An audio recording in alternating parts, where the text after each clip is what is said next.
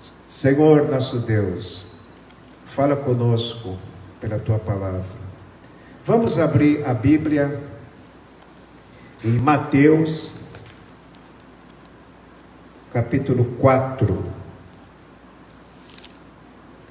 a partir do versículo 12 ao 23. Mateus, capítulo 4. Jesus em Galileia, os primeiros discípulos.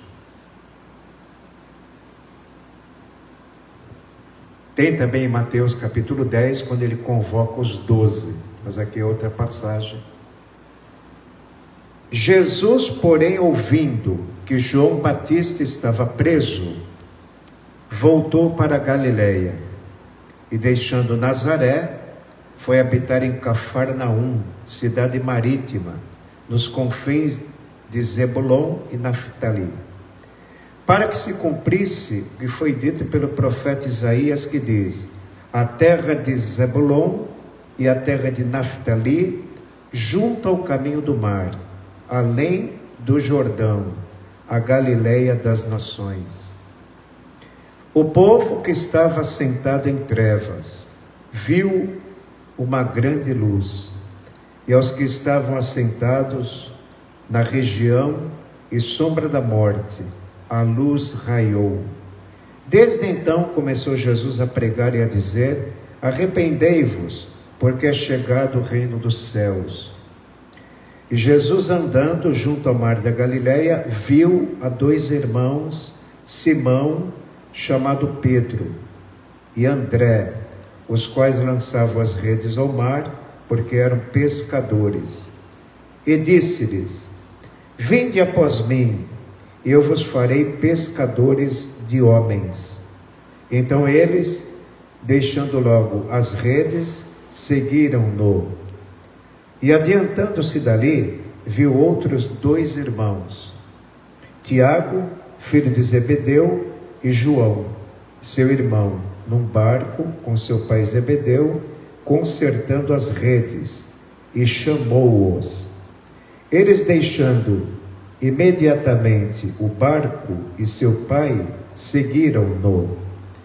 E percorria Jesus toda a Galileia, ensinando nas suas sinagogas, pregando o evangelho do reino e curando todas as enfermidades e moléstias entre o povo. Ainda o 24. E a sua fama correu por toda a Síria, e traziam-lhe todos os que padeciam, acometido de várias enfermidades e tormentos, os endemoniados, os lunáticos, os paralíticos, e ele os curava. Amém? Vamos orar mais uma vez? Senhor, estamos diante da Tua palavra. E queremos aqui, com a Tua ajuda, Senhor, meditar com os irmãos, extrair alguma lição para a nossa vida espiritual. Fale em nosso coração, em nome de Jesus. Amém. O evangelho escrito por Mateus era um cobrador de imposto, trabalhava na coletoria, e em Mateus capítulo 9 nós vemos a chamada de Mateus. E Mateus escreveu este evangelho para o povo judeu. Ele era conhecedor dos profetas, e Deus usou Mateus para salvar os judeus. E o tema de Mateus é Jesus, o Rei. Cada evangelho tem um tema. Marcos, Jesus, o servo. Lucas, Jesus, o homem perfeito. E João tem o tema de Jesus, o Filho de Deus. Cada evangelho tem um tema. E Mateus tem 28 capítulos. No último capítulo tem a grande comissão, onde Jesus manda os discípulos ensinar todas as nações. Pregar e ensinar significa a grande comissão, as duas missões que eles têm que fazer no mundo. E nesse capítulo 4, nós vemos a chamada dos primeiros apóstolos. Nós sabemos que era 12, um se desviou, mas dos 12, 4 eram pescadores. Pedro e seu irmão André, João e seu irmão Tiago. Não é o Tiago que escreveu a epístola. O Tiago que escreveu a epístola, antes do Apocalipse, é irmão de Jesus. Então vamos aqui o verso 12. Jesus, porém, ouvindo que João Batista estava preso, voltou para a Galileia. Ele começou o seu ministério com 30 anos na região da Galileia. Galileia é um estado onde tem algumas cidades, muitas cidades, à beira do mar da Galileia. Decápolis, 10 cidades em torno do mar da Galileia. O mar da Galileia tem aproximadamente 24 quilômetros de extensão, com 13 quilômetros de largura. E ali se levantou uma grande tempestade. Aqui diz o versículo 13, deixando Nazaré. E Nazaré, Jesus teve problemas com os da sua própria pátria. Diz esse mesmo evangelho de Mateus, do capítulo 13, versículos 54 a 58, que Jesus em Nazaré não podia fazer ali muitos milagres, por causa da incredulidade deles, não fez ali muitas maravilhas. Hoje nós estamos vivendo num mundo de muitas pessoas incrédulas, que resolveram não acreditar. Estamos vivendo num mundo totalmente negligente, indiferente, não querendo ouvir nada sobre Deus. E nós vamos ver aqui nessa mensagem quanto a igreja pode ser útil para ganhar almas, nessa passagem aqui. Jesus deixando Nazaré, ele foi habitar na cidade de Cafarnaum. Cafarnaum é outra cidade, onde muitas das vezes Jesus se hospedava na casa de Pedro, em Betsaida, Cafarnaum, Corazim. E mais tarde Jesus censura essa cidade de Cafarnaum, onde também nasceu o profeta Naum, é dessas cidades. E Jesus em Mateus 11, 23, ele censura essa cidade, que era muito soberba, orgulhosa. Jesus censura, dizendo assim: e tu, Cafarnaum, que te ergue até os céus, na tua soberba, serás humilhada até aos infernos. Por quê? Porque em Cafarnaum foi a cidade que Jesus fez mais milagres. Muitos milagres. E a Bíblia diz lá em João, capítulo 2, versículo 23, que muitos seguiam Jesus pelos milagres. Mas Jesus não confiava neles, porque a todos conheciam. Jesus conhece por dentro, que o homem é fraco, tem 2 pensamentos, é carnal, tem natureza pecaminosa. Ele não confiava naqueles que seguiam ele pelos milagres. Por isso que logo em seguida, em João capítulo 3, ele tem aquele diálogo com Nicodemos, falando do novo nascimento. Necessário vos é tirar o coração de pedra por um coração de carne, um coração fiel, um coração obediente. Porque Jesus não confiava naqueles que seguiam ele por causa dos sinais. Porque ninguém precisava falar o que havia no homem, porque ele mesmo sabia o que havia no homem. Então, ele deixou Nazaré e foi habitar em Cafarnaum. a cidade que ele fez mais milagres. É uma cidade marítima nos confins de Zebulon e Naftali. O país de Israel, nós vemos que Jacó, na sua velhice, em Gênesis 49, profetizou o futuro dos filhos. E as tribos, elas se espalharam pelo país, e no tempo de Josué foram repartidas muitas terras, e muitas cidades e terras foram repartidas e pertenciam às tribos. E aqui Nazaré, a Galileia, um estado do norte, onde estava a tribo de Zebulon e Naftali. É a profecia do profeta Isaías, capítulo 9, falando do começo do ministério de Jesus, que começou não na Judéia, entre os rabinos influentes da religião, no templo, não. Ele começou na Galileia. Galileia era um lugar de pessoas pobres, muitos doentes, paralíticos, endemoniados. É ali que ele começou o seu ministério. Mas Jesus, na sua grande visão de Deus, ele sabia que não podia humanamente fazer o trabalho sozinho. Então ele começou a chamar os seus primeiros discípulos. Mas antes de a gente chegar ali no versículo 18, vamos ver aqui o 16. O povo que estava sentado em trevas. Aqui fala o povo assentado em trevas. Nós, cristãos, não estamos assentados em trevas.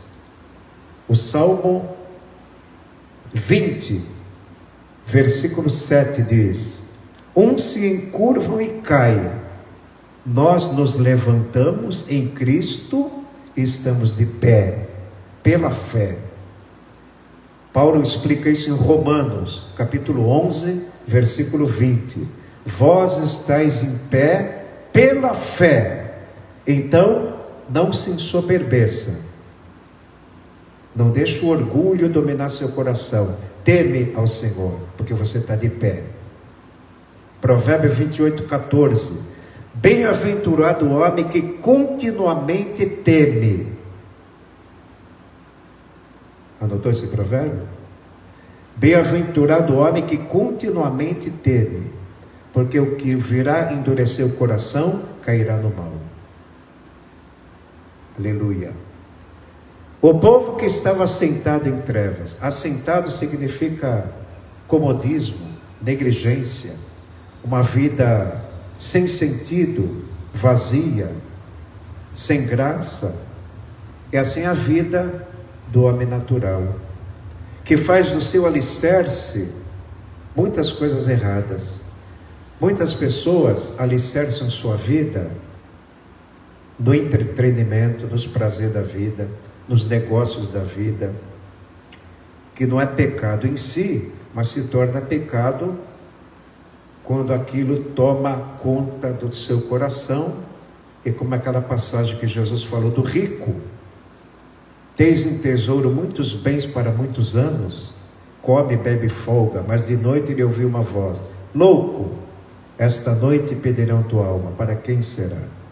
Então muitas pessoas fazem de coisas materiais o alicerce para suas vidas, mas nós só temos um alicerce, além de ser seguro, ele é duradouro, é Jesus. O tempo vai passando. Jesus veio na plenitude dos tempos, escutamos aqui domingo, mas depois vai declinando. E se Jesus não for o alicerce duradouro da sua vida, quando as coisas for minguando, além de ser um alicerce duradouro, Jesus Cristo tem que ser um alicerce seguro, por duas razões. Ele é o meu alicerce seguro, é o seu alicerce seguro, pelaquilo que ele é. Ele não é um simples líder religioso, ele não é um simples profeta, ele é Deus em forma humana. Ele é o Criador, o Redentor, o Salvador. Ele é a sabedoria. Ele é a nossa santificação, Ele é a nossa redenção. Então, Ele é o alicerce seguro pelo que Ele é na sua vida. Ele também é um alicerce seguro, número 2, pelo aquilo que Ele fez por nós. Aleluia! Ninguém fez o que Jesus fez por nós. E quando você tem fé nisso, a tua vida tem sentido, não importa os anos estão passando. Você tem um alicerce seguro, e além de seguro, firme, ele é duradouro, é para sempre, é a vida eterna. Libertados do pecado, disse Paulo, em Romanos 6:22. Libertado dos 2 pensamentos, libertado do vício, libertados do pecado, e fostes feitos servo de Deus. Agora tem que ter a preocupação com a santificação e depois a vida eterna. Anote esse texto para estudo posterior, Romanos 6:22. Tem crente que precisa ser liberto. Elias subiu no Monte Carmelo e fez um desafio. Se Baal é Deus, segue Baal. Se Jeová é Deus, segue Jeová. Porque o povo estava com 2 pensamentos e ninguém respondeu nada. Voltando aqui, Mateus 4,16. O povo que estava sentado em trevas, éramos nós, acomodado, negligente, sem conhecimento, sem luz nenhuma. Quando eu não conhecia a palavra de Deus, eu não tinha nenhum sentimento de pensar em Deus, que Ele existe. Mas ao escutar as primeiras palavras de Deus, foi nos colocado um sentimento novo. Por você entender a palavra, for iluminado pelo Espírito Santo, você começou a sentir que Deus te criou, que Deus é teu Pai, que você agora quer agradá-lo. O povo que estava sentado em treva viu uma grande luz. Jesus é essa grande luz. Estamos vivendo num mundo que ainda não conhece essa grande luz. E a função da igreja é iluminar o mundo. Vós sois a luz do mundo, Jesus diz. E não se pode esconder a luz debaixo do alqueire, mas põe no velador, para que todos vejam a luz. Assim resplandeça a vossa luz diante dos homens. O povo viu uma grande luz, e os que estavam assentados na região e sombra da morte, a luz raiou. Nós estávamos mortos em delitos e pecados. Ao ouvir o Evangelho, além de ser iluminado, fomos vivificados. Você agora você tem que se considerar morto para o pecado e vivo para Deus em Jesus Cristo. Se considerar morto para o pecado, sempre ter essa preocupação que o Espírito Santo nos dá, o desejo da santificação, o desejo de não desagradar a Deus, como Paulo escreve lá em Colossenses 3:17. Tudo que fazer por palavras ou por obras, seja feito tudo em nome do Senhor Jesus. Você pensou em fazer alguma coisa? Posso fazer isso em nome de Jesus?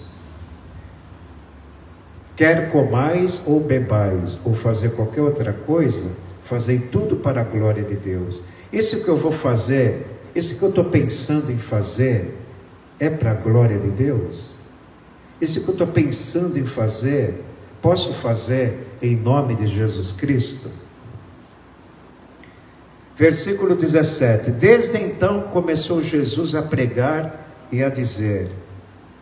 Aqui tem um ensino para nós. Começou. Muitos crentes já falaram para mim, quando Deus me chamar, eu vou começar a pregar. Quando Deus me chamar, eu vou começar a pensar na perdição do mundo. Está escrito, Ele já chamou. Tem que começar. Se começarmos a orar, este templo treme. Se começarmos a orar, falaremos línguas. Elias orou, orou, orou, e o fogo desceu, desceu. Josué orou, orou, e o sol parou. Tem que começar. Jesus, desde então, começou a pregar e a dizer. Sempre tem um começo, irmão. Eu já disse aqui uma vez que o crente tem duas chamadas. Uma para a salvação e outra para arregaçar as mangas e fazer alguma coisa. Em prol do seu vizinho, do seu amigo. Falar de Jesus. Pedir a direção do Espírito, como falar. E Deus nos dá sempre estratégia para falar de Jesus. E qual foi a mensagem? Arrependei-vos, porque é chegado o reino dos céus. Hoje não se prega mais isso, né? Ah, Jesus pregava amor e viva como quiser. Não. O amor de Deus que é derramado no nosso coração não nos deixa viver como a gente quer. Porque o amor de Deus não combina com a carne. O amor de Deus é andar no Espírito. O Espírito Santo é Deus. O Espírito Santo é o amor de Deus. E se você está cheio do amor de Deus, o amor de Deus te enche o coração. Ele te reveste de força para você andar segundo Deus em espírito. Arrependei-vos, que quer dizer mudança de mentalidade, mudança de sentimento e mudança de vontade. Diz que D.L. Moody, o grande pregador da América, ele estava pregando numa igreja, falando do arrependimento. Quando ele estava indo para casa, num lugar bem escuro, ele percebeu um homem o seguindo. Moody, queria falar com você. Aí ele parou, pode falar. Aí ele pôs a mão no bolso esquerdo, pegou um baralho, jogo de baralho. Olha, com isso aqui eu tenho prejudicado muita gente, com um jogo falso. Existe perdão para mim? Porque você falou que o ser humano pode mudar a mente, mudar o coração, mudar a vontade. Você falou que o homem pode se arrepender. Então, tem perdão para mim se eu deixar isso aqui? Tem. Jesus morreu na cruz para te perdoar e purificar a sua alma. Aí no bolso direito ele pegou um revólver. E para quem já matou, já prejudicou muitas famílias com isso aqui, também tem perdão? E Moody parou. Sim, também tem. Se você fez na ignorância e foi impactado pela mensagem do arrependimento, porque Jesus veio não para os justos, mas para os pecadores que se arrependem. E aquela alma foi salva. Porque Moody pregou o arrependimento. Quando você prega o arrependimento, alguma coisa acontece. Alguma coisa vai mudar. Por quê? Porque Jesus pregava o arrependimento. Arrependei-vos, porque é chegado o reino dos céus. E andando junto ao mar da Galileia, viu dois irmãos, Simão chamado Pedro. Jesus, antes de ser missionário, ele era um visionário. A igreja tem que ter visão. Pouca visão dos trabalhos, pouco se vai fazer. Mas devemos pedir para Deus ampliar nossa visão, né? Porque você só trabalha de acordo com a visão que tem. E Jesus viu Simão chamado Pedro. A palavra Simão significa frágil. Cana, uma coisa frágil. Simão chamado Pedro. E Pedro, pequena pedra, firmeza. Jesus chamou Simão para o fortalecer. E mais tarde ele disse: Pedro, quando tu te converteres, fortalece teus irmãos. Está em Lucas 22, 31. Viu a 2 irmãos, Simão chamado Pedro e André, os quais lançavam as redes ao mar, porque eram pescadores. André, ninguém fala de André, né? André foi que mostrou um menino que tinha os 5 pães e 2 peixes. Quando os gregos procuraram Jesus, foi falar com Filipe. Filipe falou com André, e André resolveu o problema. A palavra André significa varonil, valente. Temos um André ali valente, né? Aleluia! Pedro e André, os quais lançavam as redes do mar, porque eram pescadores. E disse Jesus: vinde após mim, eu vos farei pescadores de homens. Então agora Pedro e André não iriam mais pescar peixes. Chegou numa época na vida deles que eles estavam desanimados, queriam voltar à pescaria, está lá em João capítulo 21. Mas andando com Jesus, Jesus foi preparando eles, discipulando, convivendo, andando junto. Eles se tornaram pescadores de homens para Jesus. Mas Jesus queria mais ajudantes. No versículo 20. Então eles, deixando logo as redes, o seguiram. Agora aqui no versículo 22, tem a palavra imediatamente. Tiago e João, que estavam consertando as redes, deixaram imediatamente o barco e seu pai e seguiram Jesus. Ó, 2 palavras idênticas. No versículo 22, a palavra imediatamente. E no versículo 20, a palavra logo. Vocês vão estudar com muita atenção e interesse o Evangelho de Marcos. Depois de João é Marcos, depois de Mateus é Marcos. Tem muito essa palavra logo. E logo entrando na sinagoga ensinava. E logo saindo da sinagoga ensinava nas aldeias. E logo ensinava as multidões. Então no Evangelho de Marcos predomina muito essa palavra logo, que quer dizer rápido, imediatamente. Veja aqui a prontidão dos apóstolos.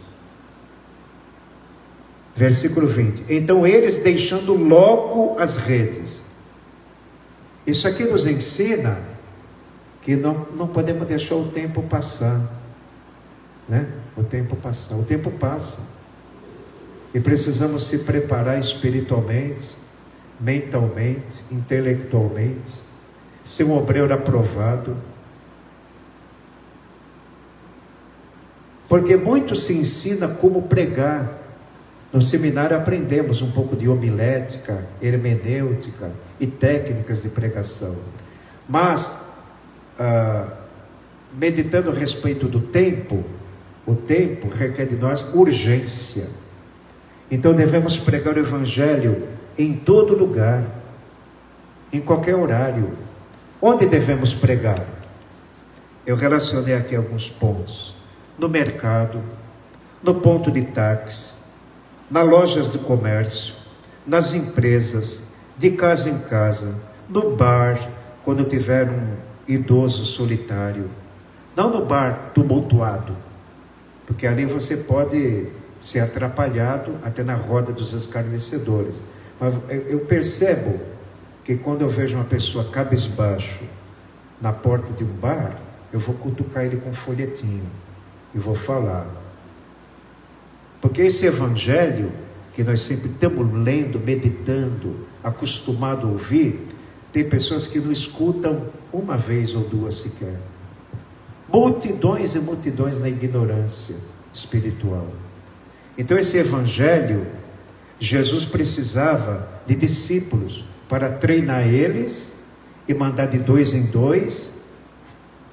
Primeiro foi 12, depois 70, no dia de Pentecostes 120, depois 3.000 com Pedro pregando, depois 5.000 Pedro e João, e multiplicou. e continua multiplicando. A palavra de Deus sempre multiplicou e prevaleceu.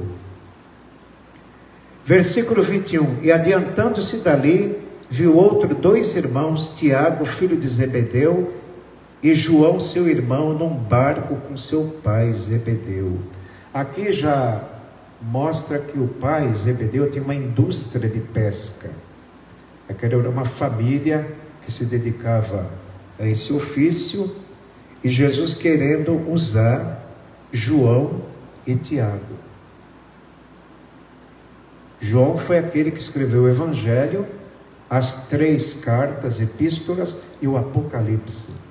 Nós chamamos esse João de João Evangelista. Ele se fortaleceu, e diz a Bíblia que ele era o mais íntimo a Jesus Cristo. É o apóstolo do amor. Pedro, o apóstolo da esperança. Paulo, que não estava entre os 12, mas que trabalhou mais do que todos eles, Paulo é chamado o apóstolo da fé. Vamos repetir? João, apóstolo do amor. Pedro, apóstolo da esperança. Paulo, apóstolo da fé. Combati o bom combate, acabei a carreira e guardei a fé. Aqui no versículo 22. Então, Tiago e João, deixando imediatamente o barco e seu pai, seguiram-no. Era um magnetismo, uma chamada divina, eletrizante. Não dá para explicar isso. Imediatamente começaram a seguir Jesus. Viram algo, viram Deus no homem. Não é possível. O que é isso? E começaram a seguir o Mestre. E percorria Jesus toda a Galileia. A Galileia, como já disse, é um estado. Mas ele já percorria com alguns discípulos, e treinando eles, e convivendo com eles. E nós também, irmão. Pedro disse na sua epístola que nós, não havendo visto, o amamos. E Paulo fala em 2 Coríntios 5:7 que nós vivemos não por vista, mas por fé. E Jesus falou para Tomé: Tomé, porque tu me viste, tu creu? Tu está me vendo agora, tu creu? Bem-aventurado aqueles no século 20 e 21 que não me viram, mas creram na minha palavra. Aleluia. E você está aqui nessa noite porque você é aquele que não viu e creu. Você creu. Tem um salmo que diz assim: Senhor, me ensina bom juízo, me ensina teus conhecimentos, a tua ciência, porque criei nos teus mandamentos. Tem pessoas que não crê. Quem não crê não tem bom juízo. Perdoa eles, Pai, porque não sabe o que fazem. Não tem juízo. Perdeu o juízo. Perdeu o temor de Deus. Perdeu tudo. Mas esse salmo é o Salmo 119, versículo 66. Ensina-me bom juízo e ciência de Deus, porque criei, Senhor, nos teus mandamentos. Primeiro o homem crê, para depois aprender. O orgulho não deixa o homem aprender, porque falta a humildade. Então quem crê pode crescer na vida espiritual, né? Quem crê pode tornar um missionário, um pastor, um líder, né? Porque creu. Tem outro salmo que diz: eu criei, por isso falei. Só pode falar a palavra quem crê, né? Quem crê. E percorria Jesus toda a Galileia, ensinando nas suas sinagogas. Por que ele ensinava nas sinagogas? Porque ele veio para o seu próprio povo, os judeus. Ele queria salvar os seus. Mas os seus, muitos, né? Muitos creram nele, mas a maioria não. Os seus não o receberam, mas a todos que o receberam, os gentios, nós, qualquer nação, deu-lhes o poder, Espírito Santo, de ser chamado Filho de Deus. Né?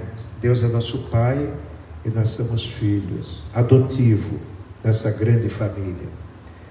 Ensinando nas sinagogas, pregando o evangelho do reino. Ó, Jesus é nosso rei, viu? Nunca esqueça disso. Salmo 145, 1 e 2. Glorifiquemos, magnifiquemos o nosso rei. Bendirei o seu nome de dia em dia. Jesus é o nosso rei. O que significa isso? Que ele deve reinar no nosso espírito, em nossa alma, em nossa mente, em nosso corpo. Ele é o nosso rei. Ele é o dominador. Ele que manda, ele é o dono. Pregando o evangelho do reino, porque esse reino tem um rei. E curando todas as enfermidades e moléstias entre o povo. E Jesus falou que esses sinais seguirão os que crerem. Em meu nome, porão a mão sobre os enfermos. Isso tem acontecido. Aqui na Igreja da Paz, tem irmãos que têm sido curados, aliviados. Por quê? Porque Jesus não mudou. Jesus não mudou. Se você tem um coração fiel, um coração de carne, quer agradar a Deus, serve a Deus com simplicidade. Qualquer irmão que pedir oração, você pode. Aqui entrou. O André viu lá, veio um senhor aqui, chamado Luiz Fabiano. Ele ficou de pé aqui, o pastor estava orando ali, não viu, ficou de pé ali. Eu fiquei de olho nele, meio perturbado. Aí eu me levantei, levei ele para lá. O que você quer? Eu queria que Jesus me desse estabilidade financeira, me desse mais saúde, mais vida espiritual, porque eu estou afastado. Aí eu orei por ele lá, coloquei o nome dele no caderno de oração, veio pedir oração aqui dentro. Então, nós podemos orar, colocar nossa mão em nome de Jesus, repreender a enfermidade, pedir alívio, pedir que Deus abra porta, interceder por todos que pedem socorro aqui na igreja. A igreja é um pronto-socorro espiritual, né? Onde cada crente que é fiel tem autoridade para, em nome de Jesus, expulsar todo o mal. Aleluia. E a sua fama correu por toda a Síria. A Síria é um país no norte do Líbano. A cidade de Tiro e Sidom fica no Líbano. Já ouviram falar nos cedros do Líbano? O cedro, aquela madeira cara. Os reis tinham as suas casas de cedro, madeira do cedro do Líbano. E por uma vez só, Jesus foi nesse lugar socorrer aquela mulher cirofenícia, cananeia, no Líbano. Foi a primeira vez que Jesus deixou a sua pátria Israel e foi até o Líbano. Mas aqui diz: a sua fama correu por toda a Síria.